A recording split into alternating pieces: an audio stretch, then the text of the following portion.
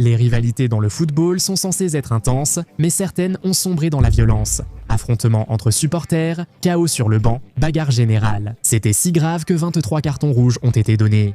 On commence avec le numéro 5, Cruzeiro contre Atlético Mineiro. Cruzeiro a battu Atlético Mineiro 1-0 lors de la finale du Campeonato Mineiro le 8 mars 2026. Le score importe peu.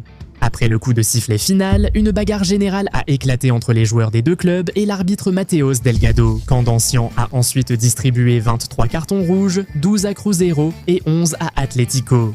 Cela a battu le précédent record du Brésil de 22 expulsions lors d'un seul match, établi en 1954. C'est le Clásico Mineiro, l'une des plus anciennes rivalités d'État du Brésil, qui remonte à 1921. Depuis plus d'un siècle, Cruzeiro et Atlético se disputent le contrôle de Belo Horizonte et de la région plus large du Minas Gerais. Chaque finale de coupe est personnelle ici, et le coup de sifflet final n'a jamais été un signal fiable indiquant que l'hostilité est terminée. La compétition du Campeonato Mineiro n'est même pas un titre national. Les enjeux n'étaient pas aussi élevés qu'ils auraient pu l'être, et cela n'a fait aucune différence. Le Clásico Mineiro n'a pas besoin d'un grand trophée en jeu pour produire des scènes comme celle-ci. C'est fou. Ensuite, au numéro 4, Celtic contre Rangers. Le Celtic a battu les Rangers en quart de finale de la Coupe d'Écosse le 8 mars 2026 après une séance de tir au but à Ibrox. Dès que le tir décisif est entré, les supporters des deux camps ont envahi le terrain. Des fumigènes ont été lancés dans le stade. La police a ouvert une enquête officielle. Un match qui était resté tendu mais globalement maîtrisé est devenu tout autre dès que le résultat a été confirmé.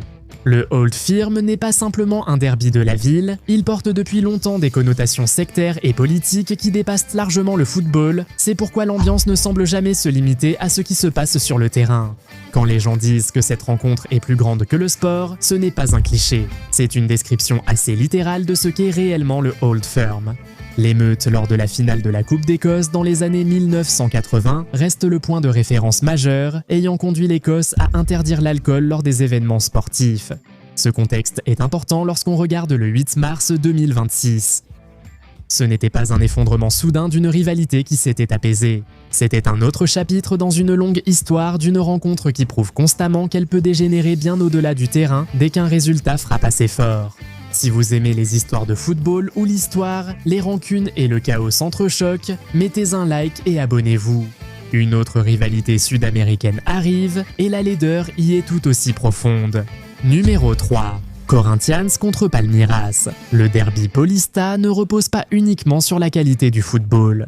Corinthians et Palmeiras portent deux identités distinctes qui ont rendu cette rencontre personnelle à travers les générations. Corinthians est devenu le géant populaire de la classe ouvrière de Sao Paulo. Palmeiras a émergé de la communauté italienne immigrée de la ville sous le nom de Palestra Italia avant de changer de nom pendant la Seconde Guerre mondiale. Ce ne sont pas simplement des clubs rivaux, ce sont des versions rivales de ce qu'est Sao Paulo.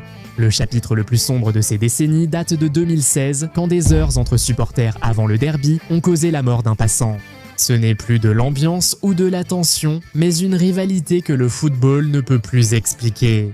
L'édition 2024 a offert quelque chose de différent, mais tout aussi délibéré. Une tête de cochon a été jetée sur le terrain pendant le match.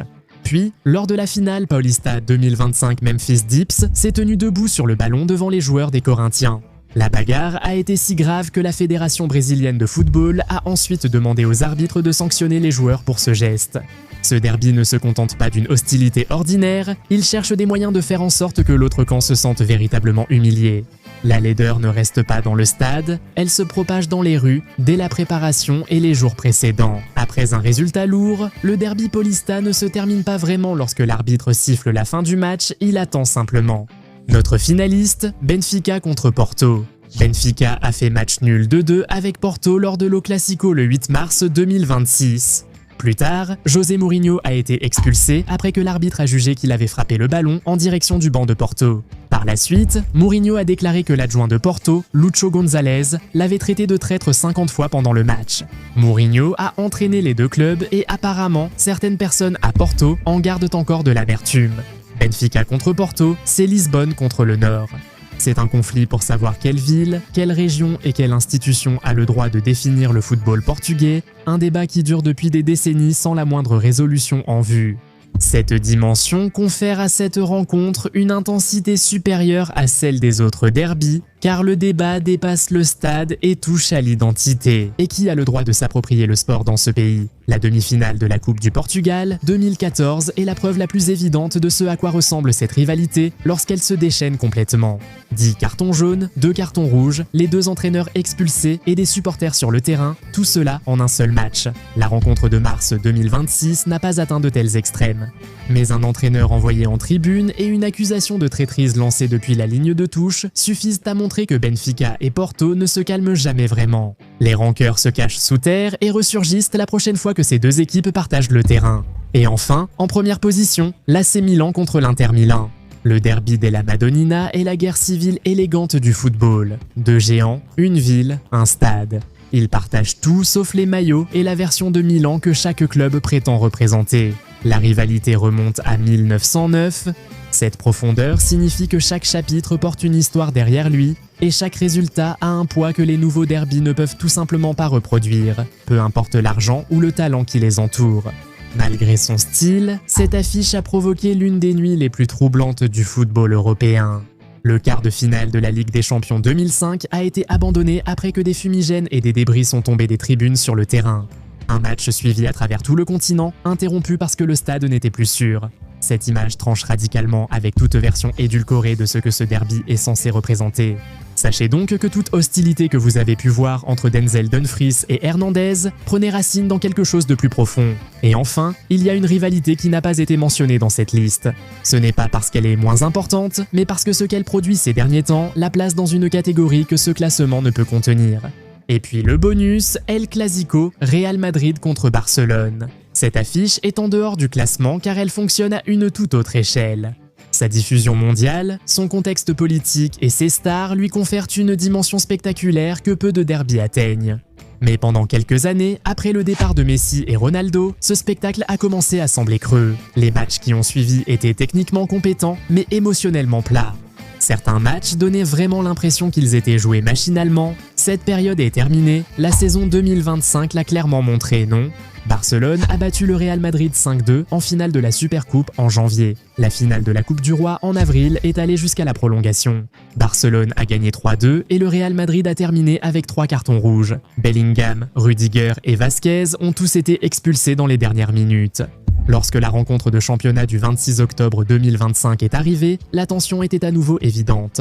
Le Real Madrid a gagné 2-1 grâce à des buts de Mbappé et Bellingham. Pedri a été expulsé en fin de match, Vinicius est sorti furieux après son remplacement et la rencontre s'est finie par une confrontation nécessitant l'intervention de la police.